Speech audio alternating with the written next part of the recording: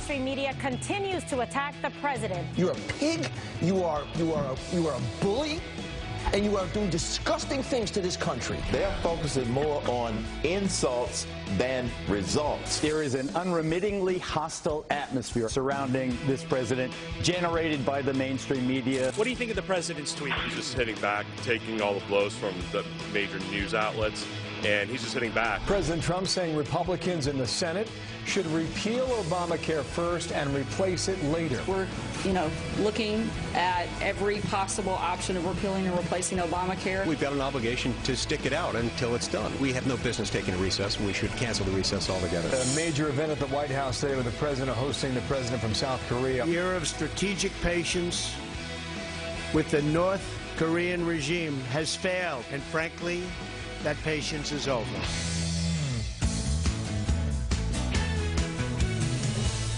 Like in 200 years. 200 years. Wow, Clayton. You heard it here. You can take that to the bank. Gas prices. This year is going to be like a record with people on the road this weekend. Yeah. So look out. Yeah.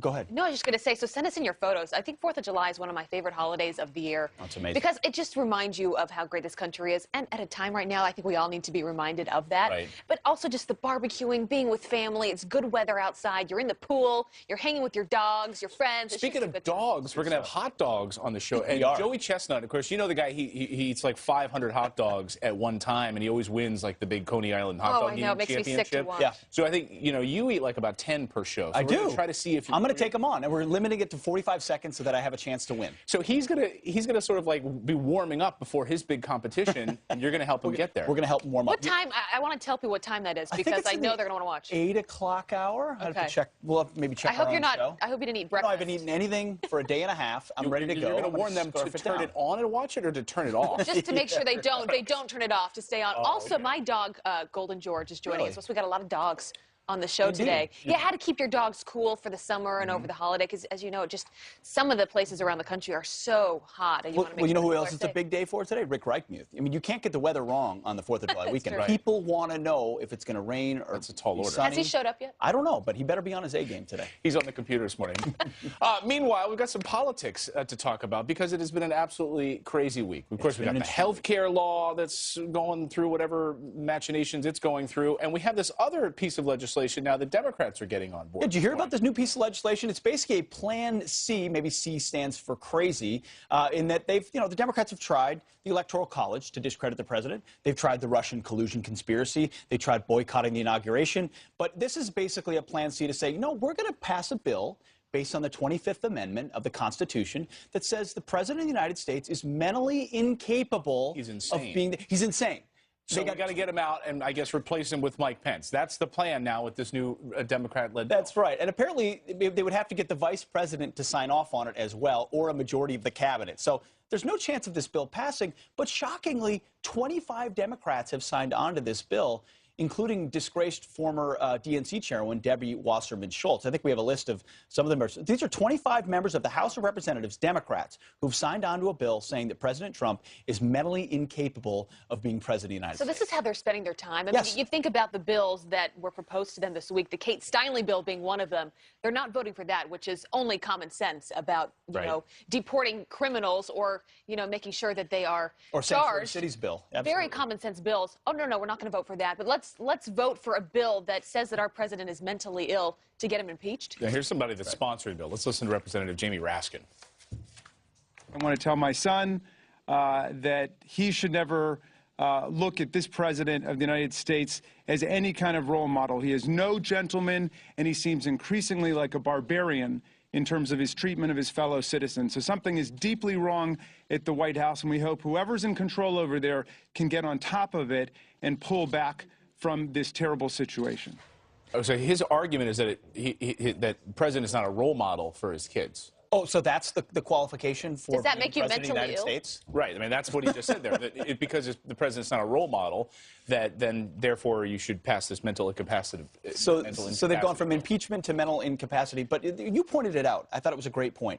But look at the number of people supporting this bill versus the very common sense Kate's Law or Sanctuary Cities bill. So we broke it down very simply. I believe we've got the graphics down here. So 25 Democrats support the president being incapable, while only 24 support Kate's Law. 3 supported the Sanctuary Cities bill that would simply deny some federal funding to cities that won't uphold the rule of law. It's pretty unreal. It just shows you where some of the priorities are in the country right now and why not much is getting done. Because they are so focused on getting the president out of office. They have. I mean, you think about Maxine Waters. She's been talking about impeaching President Trump since before he was even inaugurated. I mean, this has been going on for a long period of time. It's not going anywhere, by the way. This is still just the beginning. I mean, it's going to be throughout his entire tenure as being president. They won't stop. And if you look online, if you're on Facebook, if you're on Apple News, you're on FoxNews.com, I mean, the number one thing that everyone's talking about, the number one sort of trending story, I mean, it's because of the president's tweets this week. And everything's going on over at MSNBC and sort of the meltdown that was occurring over the past few days over the president tweeting back and forth at Joe Scarborough, Mika Brzezinski, and of course they were set to go on vacation. They come back for vacation in order to do battle with the president. Here was Donnie Deutsch, who shows up on that show regularly, and this is what he had to say about the president. Listen. He's a pig. He's a vulgar pig. He's physically disgusting to look at. I mean, that's what I find ironic about the way he starts to always go after other people's physical attributes. Donald, if you're watching, we're from Queens. I'll meet you in the schoolyard, brother. Also meet you in the schoolyard. So let me ask you. Clayton, he's your favorite commentator, isn't it? I mean, you wait to figure out where Donnie Deutsch is going to be so you can hear his commentary. Yeah, I'm always curious why. Anyway. No. I ask you this: who's really unhinged? Is it the crackpot psychology? You know, the back of the envelope psychiatrist at Morning Joe? Is it the 24 people that are trying to, say he's mentally unfit in the House of Representatives? How about every CNN host or the failing New York Times that has to retract story after story after story about Russian collusion that can't accept the election results? You want to talk about unhinged? This is a counterpuncher, in my opinion, who's unwilling to back down on anything and is dealing with a level of resistance like we've never seen before. And then they come out and say stuff like that, as if that's validation of their position. It's just innuendo with no facts. You know, to that I would say, with President Trump, you have a lot of the people that support him that feel like he's finally fighting for himself. They're fighting for him. They're fighting against the mainstream media. But here's what I would say. We know that there are members of the media that are waiting on the sidelines to pounce on him. They are waiting for him to do something that they can put as their headline, that they can use as their entire show to make him seem like he's incompetent, like he is mentally ill. So why say, I mean, we don't need to go back to the tweet, but I just think, you've got so much on your agenda right now, a lot that you can speak to, really going in your favor. I think we do need to go back to the tweet. I mean, that was the issue. Was that tweet. And so if you're the president of the United States, why do you have to stoop to that level? Why do you have to swing at pitches in the dirt? I've been saying this for months. The president of the United States, maybe elevate the discourse if you're in the Oval Office. And by the way, what does he get out of going after Morning Joe? No one watches that show anyway. But now people do. And so people they still don't watch it. Well, people tune in. They watched it for one day to see what how they would respond. But now they're like, this show, no one watched the show at all. And why do you even care what they have to say? Because people said the same thing during the election, during every manufactured scandal from any tweet that he sent during the election. If he keeps doing this, he's going to lose. He's hurting himself. It turns out it never did. And the media always stands up and says, oh, we're holding him accountable. No, you're not. This is way beyond accountability. But this is character assassination. And if you watch Morning Joe, it is, he's a pig, he's unfit, he's mentally ill, no, it's he's terrible. deranged. It's terrible. And it's all basically, like, they're scorned because they used to like him and they used him for ratings, and then he turned out to be a conservative. They were all friends. That's the thing they're upset about. They were all friends anymore. And now that they can't get lunch with the president. I mean, look, that whole Insider Washington television show that no one watches or cares about, I just don't think you even need to, swing at a pitch in the dirt and get on the phone, get on tweets, and talk about these guys. Now, I think, to your point, I think they're loving every minute of it because you have people that don't watch that show, and so they're going to keep pushing him. And so with President Trump, to my point earlier, he's got a lot that he can speak to right now. I mean, things are going his direction, right? The travel ban went his way. The economy is looking good, right? I mean, hopefully they can get something on healthcare. He's done a lot with the VA. I mean, so much that he can speak to right now. Keep that the focus because you have a lot of the American people that are excited about the future of this country. So my advice to him, especially over this holiday weekend, tweet about this country, tweet about the job. Don't give him any more fuel. And then you have Chris Matthews on MSNBC saying this stuff about him. Watch. It's a far cry from that love feast we watched a few weeks ago, which was right out of Mengistu's government in Ethiopia, with all those people bowing to the president. Apparently, all's not well in paradise. His son-in-law, one good thing Mussolini did was execute his son-in-law. I mean, I'm sorry, Cacciano. So if you tell him to unilaterally disarm and only tweet positively this week, this is what they're going to do all weekend. But we know that, right? We know that. No, so my message is more tweets. Fight back. Keep fighting. The American people want this guy to fight. They elected a street fighter, a metaphorical street fighter, to go out there and fight for the future of this country. There's a report out today that 33% of kids aren't patriotic about their country anymore. People feel like they're losing their country. They see someone who loves it, who fights back against 7 networks and newspapers. I mean, Maggie Haberman. But you can do that, Pete. The amount of articles she puts out at the New York Times that are blatantly untrue. Pete, I agree with you. I agree with you on that, but I think it's what you tweet. Exactly. What you say in that tweet. Go back to when he was the Middle East trip, right? And so you even had those in the left-wing media sort of fawning over his Middle East trip because he was there, he was presidential, and he wasn't tweeting this kind of stuff about Morning Joe, which no one watches or cares about. It's like he elevated the conversation when he was on that Middle East trip, and even the left-wing media got on board and said, wait a second, you had the New York Times even saying what a successful trip it was. To me, that's what he should be doing. For 10 seconds. But you know what? Yeah, Guess what? Point taken. I get it. Our opinions matter, but you know who's matter more? Our audience. We want to hear from you. What do you think about all of this? I mean, we've been talking about it all week, but should he continue to fight back? Should he hit back at the mainstream media? What should his focus be? Let us know. More tweets, less tweets, different tweets. Right. We want to know. We want to know. All right, to some other headlines we're following this morning, starting with a Fox News alert and a manhunt underway right now after gunfire erupted outside an Arkansas nightclub, injuring more than a dozen people. The shooting happening just hours ago at the Power Ultra Lounge in Little Rock. One person is now in critical condition. Authorities believe the shooter drove away from that scene, but it does not appear to be terror-related. We're also learning more about the doctor who opened fire inside that New York hospital, killing another doctor and wounding 6 other people. Somebody is shooting. He's shooting from the hospital. The shooter, Dr. Henry Bello, found dead after trying to light himself on fire before turning the gun on himself. We now know that he smuggled in an AR-15 under a white lab coat. Dr. Bello was forced to resign from the hospital in 2015 over sexual harassment accusations. And yet another member of the mainstream media retracting fake news about President Trump spread by former National Security Advisor Susan Rice. Take a listen.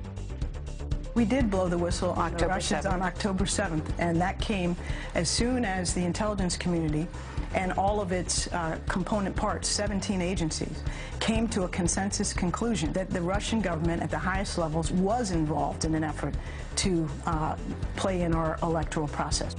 This time it is the Associated Press issuing a late Friday night correction just before the holiday weekend, as they always do, after it published 4 separate stories citing that fake news. The correction says not all 17 intelligence agencies were involved in reaching the assessment. Turns out it was only 4 of those 17. Well, just yesterday, the New York Times quietly issued a correction as well. Hard to do it for the holiday weekend. That's right. Just bury that thing as deep as you can. Oh, man. All right. Well, coming up, a brand new twist in the investigation into Bernie Sanders' wife. If you thought it was bad before, just wait until you hear the latest accusation. And the mainstream media has been in a frenzy over the president's tweets, but how do the American people feel about them? Todd hit the streets to find out.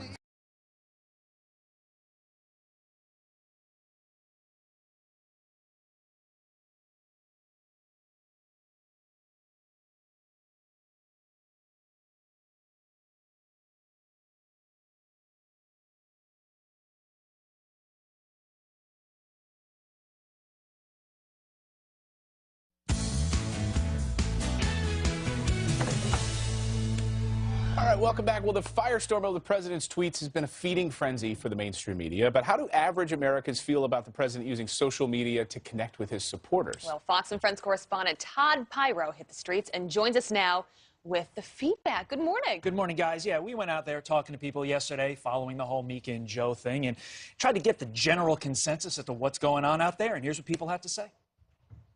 He has the right to say whatever he pleases. He is our president, but he's still a person with a personal opinion also. What do you think of the president's tweeting? I really don't have an issue with it. He's just hitting back, taking all the blows from the major news outlets, and he's just hitting back and addressing the issues, calling them out on unsubstantiated news stories that they've been running. I have no problem with them keeping it up, honestly. I think they do need to be called out. I think he contradicts himself a lot.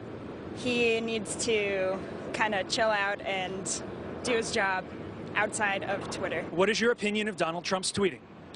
I think he probably needs to stay off the tweets. You know, I like Donald Trump. I think that he's, you know, changing some things, but I think he needs to stay off the tweets. The mainstream media totally left totally against everything he does. If what he says is not being presented to the people, left or right, how else can you get it out? So he's doing it that way. We should just block his entire Twitter completely as a whole. I think they're awesome. I think they're honest. I think he's doing a great job in his tweets. It is what it is. It's the truth. He's going to do whatever he wants to do, regardless of what people say. He's the president. Right, wrong, or indifferent. Does it bother you in any way, shape, or form? Doesn't really have an effect on my life. I'm going to live my life the way I want to. That was a common refrain that you did hear a lot. What's going on over there at 30 Rock with Meek and Joe doesn't impact these individuals' jobs, taxes, health care. They're worried about themselves, and rightly so. And they probably never heard of the show before anyway. Probably never heard of the show, yeah. But when you talk to these individuals, yeah, you get sort of the smattering of opinions. You have people that are in the Trump camp that he can do no wrong, people for whom he can do no right. And then you have people in the middle who are just kind of on the edge. He can do it, not do it, doesn't really matter. Yeah. Calling out, one of them said, calling out unsubstantiated news stories, and he's got a tool that no one else had in history, so he can actually fight back. Yeah, but they all go back to, does this impact my life or not? And I think that's what we all need to remember. Right. Right. All right, Good stuff. Thanks, Todd. Sure. Really interesting. Thanks, Todd. All right, coming up here on the show, Democrats opening up a new line of attack against the president, questioning his mental health. Will calling him crazy really remove him from office, or is this just a big waste of everyone's time? That debate is coming up next. And the White House just revealed its list of top salaries. Find out who makes what and the two big names that work for nothing.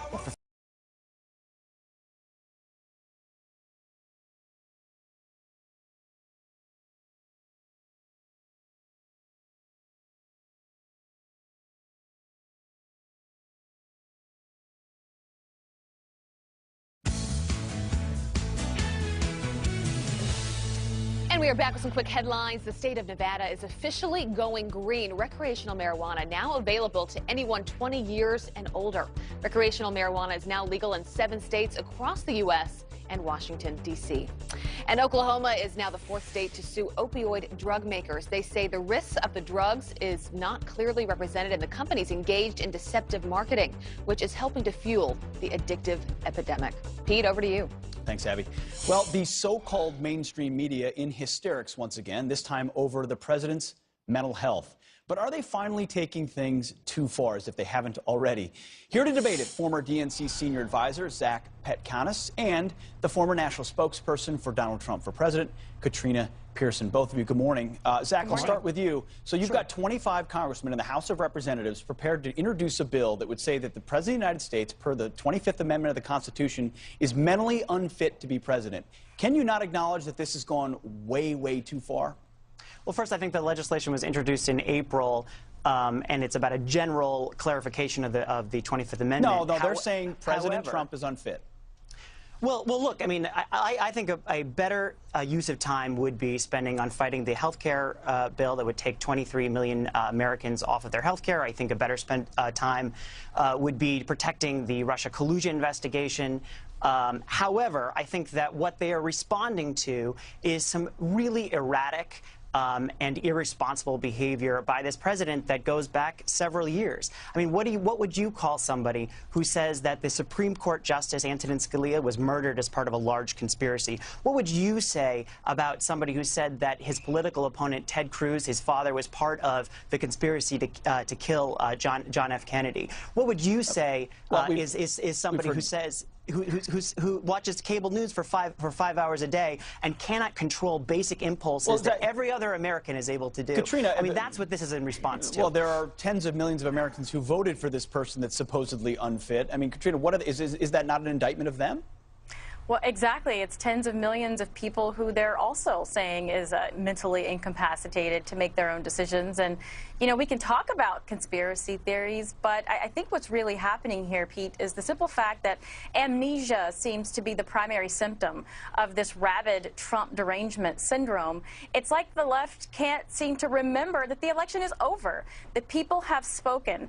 Donald Trump is actually trying to move forward these policies that individuals in those blue states actually supported, and the left can't seem to come to grips, which is exactly why the Democrat Party has an identity crisis, because their entire platform today is simply, let's stop Donald Trump, and that's not a winning platform when we're looking at healthcare premiums continuing to go up, people losing their insurances because of a Democrat policy that was forced down the throats of Americans, and they're not even going to have access to healthcare if they don't do something about it. Zach, you're defending a bill. Hold on, you're defending a bill that the vice president would have to approve to, declaring his own president mentally unfit. Is that not a waste of time and an entire attempt to discredit this president? First thing, I'm not defending anything. I said that... You just did. No, what I'm saying is that we should be spending more time fighting this disastrous health care reform bill. And then you pivoted to conspiracy theories and Russian collusion. No, what I'm saying is that I think it is a reaction. I think that people are generally concerned by the actions and behavior of this president. If any friend of mine went on Twitter or made statements that were like what this president said about Antonin Scalia being part of a massive conspiracy or his political opponent being part of JFK, well, I mean, but I think it's a pretty astonishing list. And if any of my friends engage in that kind of behavior, I would be staging an intervention. And I think you would too, if as well as Katrina. Katrina? Well, just because an individual doesn't behave or use words that you've been conditioned to use and say, doesn't mean that person is mentally incapacitated. I mean, we're talking about an individual who built an empire, a global empire. So he was smart enough to do that and to get that business off the ground and going. But at the end of the day, we have to look at what's really happening here. This isn't about Twitter comments. This isn't about whether or not Donald Trump can govern or not. This is about the left and the inability to understand what happened in November. And until then, they're going to continue to waste time and spend tax dollars on something that is just simply not going to happen. Well, we're going to have to leave it. We're going to have to leave it right there, Zach, with the last word. But appreciate you both, and obviously this debate continues across the country. Zach and Katrina, thank you both. All right, just when they thought it couldn't get any worse, yep, it gets worse. A brand new twist in the investigation into Bernie Sanders' wife. Plus, are you proud to be an American on this 4th of July weekend? A surprising number of young Americans, they're saying they're not. And wait until you hear why they're not patriotic. And while some on the radical left like to burn the flag, we like to fly it. The do's and don'ts for displaying Old Glory this 4th of July weekend, next.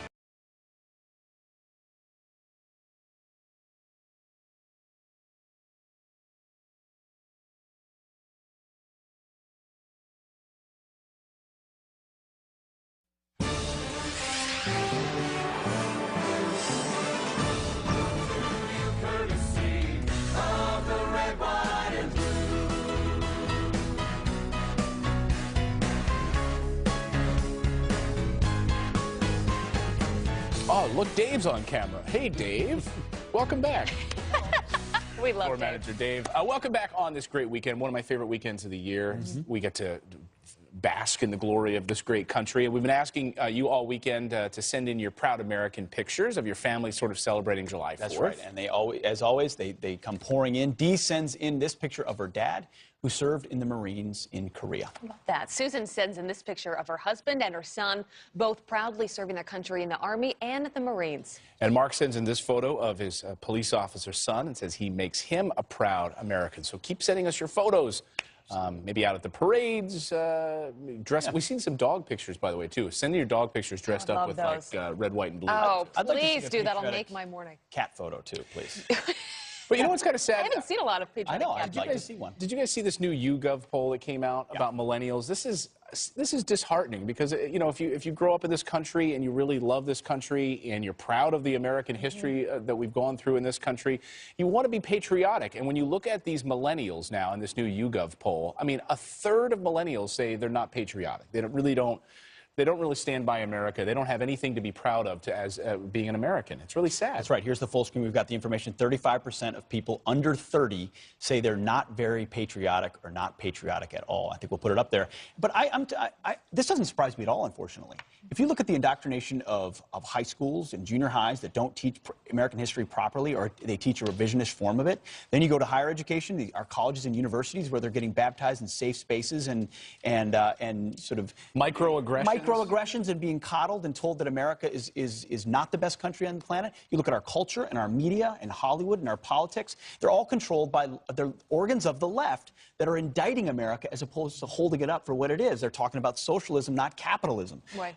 And the fact that America is the linchpin of freedom in the free world. So this is a trend and not the exception to the rule, unfortunately. If we don't get a hold of our educational institutions, you lose your country. You know what? Not everyone needs to go to a four-year education as well. I mean, what happened to growing up and having this dream of serving the country in some way? We just showed those photos of a police officer, of members of our military, of our veterans. And I feel like we're losing sight of what it means to serve this country and being proud of that. I mean, I have two brothers that serve in the Navy.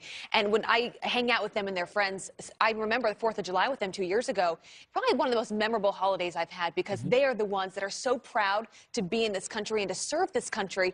And I feel like somewhere along the line we've lost the way. Well, we've and lost also, that pride. to Pete's point, talking and teaching history well. You know, yesterday I was just in Morristown, New Jersey, where, you know, Washington's headquarters during the Revolutionary War, and so much history in this country. And most Americans don't know anything about their history. Just pick up a Stephen Ambrose book and read about D-Day and see what Americans made in sacrifice on D-Day, saving the world from, you know, Imperial Japan and, of course, Nazi Germany. Amazing. It's so well said. And that's what the show's about today, Clayton, is we're going to remind us of how proud we are to be Americans, teach you how to fly your flag properly, how to eat as many hot dogs as you can in Right. 45 seconds. We're going to have dogs on the show, so we still have a lot to come. But also send us in your thoughts. What makes you proud to be American? And ask yourself, does your elementary school and junior high, do they still say the Pledge of Allegiance? A lot of them don't. Public that's a good schools. I point. mean, we've lost even just Yeah. basic civic rituals. That's a great point. All right, now to some other headlines we're following. An airplane crashes, exploding into a massive fireball in the middle of California, in the middle of the highway there, as you can see. The plane veering out of control, slamming into the 405 freeway just seconds after taking off from John Wayne Airport near Santa Ana. Both people on board, the pilot and his wife, they were rescued from the wreckage and taken to the hospital. Their conditions at this point are still unknown. And close to half of our nation's states are refusing to turn over voters' information to the White House. President Trump's election commission doing its own study to see how much voter fraud occurred during the 2016 election. Currently, 24 states say voter information is not necessary, but have until July 14th to comply. Also this, things just got worse for Bernie Sanders and his wife. A watchdog group is reporting Jane Sanders tried to evict disabled residents from their homes years ago while trying to expand the campus of Burlington College in Vermont. This in connection to an FBI probe into her alleged falsified loan documents that eventually led to the college going bankrupt last year. And the White House releasing its list of annual salaries, including who makes the most and who takes home the least. 22 White House staffers make the maximum salary just over $179,000, including key White House aides Reince Priebus, Kellyanne Conway, Sean Spicer, Steve Bannon, and Omarosa Manigault. But other figures close to the president on the list are having a salary of just $0. That includes Ivanka Trump and her husband, Jared Kushner. When it comes to the president himself, he is fulfilling another campaign promise, donating that $400,000 that he gets every year to a charity of his choice. And that's what he said he would do early on. Fascinating numbers. All right, let's get it outside of Rick Reichmuth now. There's a lot of pressure on Rick Reichmuth to get an accurate 4th of July forecast for us. It's true. Here's the other number, the dew point. Do you know what the dew point is? No, what is that? It's a measure of how much moisture is in the atmosphere, meteorologically. And here's the point. There's a lot of it in the atmosphere. So that means thunderstorms? Or it means it's really muggy. And It's humid really and sticky gross, like a and smog. very thick out here. So everybody's setting up all of this great stuff we have on the show, and they are all dripping sweat this morning. That's going to be what's happening to you as you're heading outside. Take a look at the map, show you what's going on.